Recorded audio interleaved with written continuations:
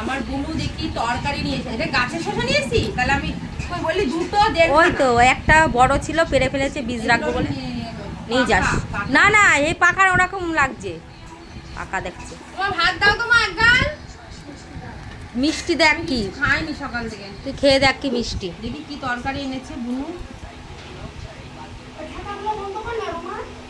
দাঁড়াও, এটা কি? লোটে মাছ। একদম শুকনো? হ্যাঁ বল, আমি এটা বাটা, আমি এরম বাটা ছাড়া ভালো লাগে না। আমাদের জন্য লোটে আর বাবার জন্য কি এনেছে দেখি, ভাত বসানো যায় না। বাবারে, ওরে বাবা,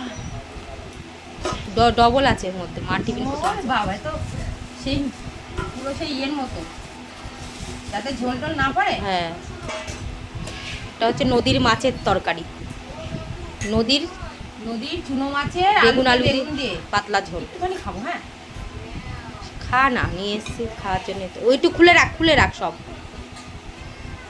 নেই, বন্ধ করবো। দে লালটা চিপে দে।